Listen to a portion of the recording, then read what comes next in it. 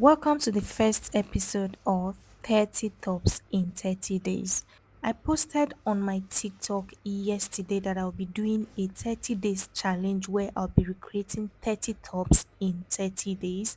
I already have 15 tops in mind and I want you guys to complete the remaining tops. So if there is any top you have in mind that you want me to recreate, find my page on TikTok. It is Joy Defined. Post the top that you want or tops that you want in the comment section. Then we can all vote and I'll recreate. Please, no corset. You can post any other top. So this is episode one and we'll be recreating what I'm putting on, which is a bustier top. So let's get right into it. So please, before you proceed, click on the like button so that YouTube can recommend this video to other people. Thank you. The first thing I'll do is to take my point, distance from my shoulder to my bust point, distance from my shoulder to my under bust point, distance from my shoulder to my waist point. So my bust point is 10 inches, my under bust is 13 inches, while my waist for the front is 16.5 inches. So I'll go ahead and rule straight lines across all these points. Next thing I'll do is to take half of my shoulder measurement. On that dot, I'll go down by 1 inch for my shoulder slope. For my neck depth, I'm going to take 3 inches, and for my neck width, I'll also use 3 inches. This is not necessary for the type of blouse we are sewing, but we have to do this so you guys don't get confused. What I'll do next is to use the curved part of my ruler to connect the neckline and the shoulder slope area.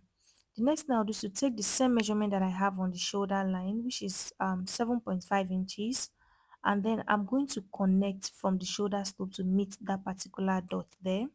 Next thing I'll do is to take my round armhole circumference divided by 2. It is 7.5 inches. So I'll extend this straight line to meet the 7.5 inches dot. After doing that, I'll rule a straight line across that point. So this is going to be my chest line. Please label your lines: chest line, bust line, under bust line, and waistline. Next thing I'll do is to place my tape on that straight line and I'll mark the middle point. As you can see me folding my tape. On that middle point, I'll go in by half of an inch, and on the chest line, I'll place my bust circumference divided by 4. Next thing I'll do is to connect from the shoulder slope to meet the half an inch that I came in with, and then I'll use the curved part of my roller to connect from that point to meet the dots that I have on the chest line. After doing that, I'll take my nipple to nipple, that is half of my nipple to nipple measurement, which is 4 inches. I'll take the 4 inches on the bust line, on the waistline, and on the under bust line, and I'll connect into a straight line like this. Now to take your darts, it depends on how busty you are. For my center front, I'll be taking half an inch. If you are busty, you can do 1 inch. If you are not that busty, you can do 0.75 inches. On the side front, I'll be taking 1.5 inches. If you are busty, you can do 2 inches. If you're not that busty, you can do 1 inch, 1.25 inches. It depends on you, okay? So for me, I took 1.5 inches. I'm going to connect as you can see me doing. After doing that, I'm going to go down from the bust point by half of an inch, and then I'll use the curved part of my roller to connect from the under bust line to meet that dot that I have below the bust line like this. Next thing I'll do now is to figure out how open I want the chest area to be. So I'm going down from the neckline by 7 inches. If you want it more covered, go up more. If you want it lower, go down. You can make use of the chest line even. So after doing that, I'm going to extend my dart leg to that 7 inches and I'll tighten the over bust area. I'll take half an inch on both sides, okay? You can do 0.75 inches or you can do 1 inch on both sides if you are busting. After doing that, I connected it back like this. Since I already have my bust circumference divided by 4 on the chest line, on the waistline I placed my waist circumference divided by 4. To take my bust dart, I went down by 1.5 inches, which is the difference between my front waistline and my back waistline. So I slanted to meet the bust, the nipple point, sorry, like this. After doing that, this top does not have an armhole, so I'll use my curved roller to just connect it like this. So if you want the armhole to go down deeper, go down by 1 inch or half an inch, then connect it the way I did. But for me, I just want it exactly on the chest line, so that was why I connected like this. If you also want a sweetheart neckline, you can go down by 1 inch or you can connect straight from there to meet the chest line. As you can see, you can do something like this, But this particular top we are recreating is just a straight neckline. There is no sweetheart neckline there. Now measure your dart all the way to the under bust on both sides. If one is shorter, increase it. Okay. So the side front is shorter by half an inch. I went ahead to go up by half an inch. As you can see, make sure you confirm. If they are the same, leave it. If one is shorter, complete the one that is shorter, okay, to meet up with the one that is longer.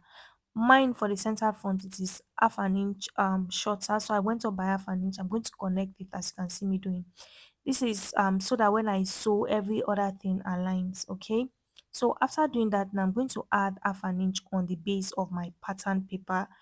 This is going to be my stitching allowance. This is what I'll use to stitch the peplum area of this blouse. Then I'll go ahead and cut. Now pay close attention so you know where to cut. You can see that the bust that area, I left a little bit of allowance just so when I close up the dart, I'll cover it up and I'll trim it out. So I'm going to close up the dart like this now. I cut off the upper part and I used it to cover the lower part. Now you see that the line no longer aligns. So I just aligned it and I trimmed off the excess pattern paper. So this is what we have for the front. Okay. So I'm going to label my side front and my center front. Now we'll go ahead and draft the back. So for the back, it has a zipper. So I'll first of all take 1.5 inches as my zipper allowance and I'll connect the dots into a straight line. After doing that, I'll take half of my shoulder measurement. I'll indicate that.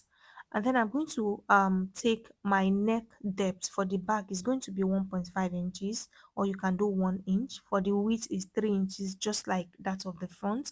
I'll go down by 1 inch for my shoulder slope and I'll connect the shoulder slope and also connect the neckline. Connect the neckline into the zipper allowance. Now I'll take my point. Distance from my shoulder to my bust point, 10 inches. Distance from my shoulder to my waist point at the back, 15 inches. After doing that, I'm going to row straight lines across. Okay, so my waist at the back is 15 inches, my waist at the front is 16.5 inches. So the difference is 1.5 inches. That's the dart that I took for the bust area. Remember, I went up by 7 inches at the front. I did the same thing at the back so they meet on the side. So to get my armhole, I'll go down by my round armhole circumference divided by 2, just like we did for the front. After doing that, I'm going to connect into a straight line as you can see me doing, and then I'm going to roll a straight line across. So this is my chest line. Now I'll find the midpoint of this straight line by folding my tape. I'll indicate the middle point. On the chest line, I'll place my bust circumference divided by 4. After doing that, I'll connect using my ruler from the center of that straight line to the dot that I have on the chest line like this. Then I'll take my darts. My nipple to nipple is 4 inches divided by 2 is 4 inches. I went ahead to indicate that and I rolled into a straight line. On the waistline, I took half an inch on both sides. So I'm going to connect like this. If you're busty, you can do 0.75 inches on both sides. The dart on the chest line, you can see that is quite open. That's because I don't want it to gape. So I'm going to sew it all the way like this. Then on the waistline, I placed my waist circumference divided by 4 and then I connected from the chest line to the waistline. The same thing we did for the front. It does not have an armhole, so I just used my curved ruler to connect as you can see me doing. So after doing that, I'm going to take 1 inch on the base as you can see. So because we don't want the back to gape when we are done sewing, I'm going to take a dart on the waist area. So I extended this pattern paper by 1 inch as you can see.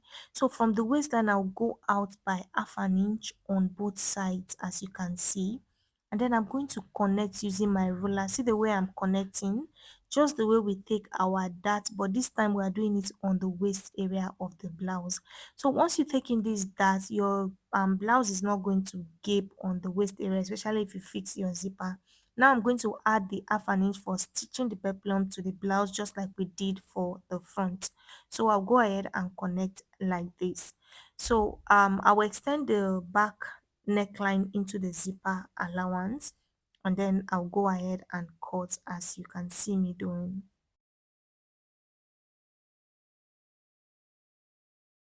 Now to close up this dart, I'm going to slash through the down dart as you can see. Don't slash it completely, okay? Just slash it all the way towards the end and use it to cover the upper dart as you can see me doing. Now measure your blouse. we have 7 inches all the way, so this is 15.5 inches. 15 is my waist and the half an inch is for stitching allowance, so we are still on track. For the zipper area, I'll go in by half an inch just to eliminate zipper bulge, and I'll connect upward as you can see, then I'll cut it out. So this is what we'll be using for the back. Extend the dart. If you like, you can open it and cut it, then you sew it back together, but for me, I'm going to take in the darts just like it is already. I went ahead to place my pattern paper on my fabric and I went ahead to cut. As you can see, I added allowance all the way around. While we're drafting, we did not add our stitching allowance to the pattern paper, so I added my stitching allowance to my fabric. So this is the center front and the side front. My stitching allowance is 1.5 inches, and on the sides I added 0.75 inches to sew the bustier in place. Now I'm going to take out my pattern paper. For the center front, I have two pieces, that's one lining piece and the main fabric. And for the side front, I have four pieces, two lining piece, two main fabric. Now, if you want to pad, you can go ahead and pad. For me, I'm just going to iron air stay to all my pieces and then I'm going to sew them together. You see the way I'm arranging them, arrange them like this. Go ahead and sew. If you want to pad, go ahead and pad your fabric, okay? So I'm going to do that. I'll sew and then I'm going to sew them together, okay? For the back, I added 1.5 inches allowance and I added allowance to the neckline area also. Now I'm going to transfer my dart. I have four pieces here, two main piece, two lining piece. Transfer your dart before you take out your pattern paper. I'll notch the center of the dart as you can see me doing, just so I know that's where the center is. And I'll go ahead and transfer the dart straight line the same way we did on the pattern paper, then take half an inch on both sides and then connect upward like this. I'll do that for all four pieces. Then I'll go ahead and iron my hair stay to everything that I have here. Then I'll take in my dart. After you take in your dart, place both lining piece and fabric together and then sew all the way around. Then you're going to turn everything inside out through the base. So I'll go ahead and do that and I'll be back.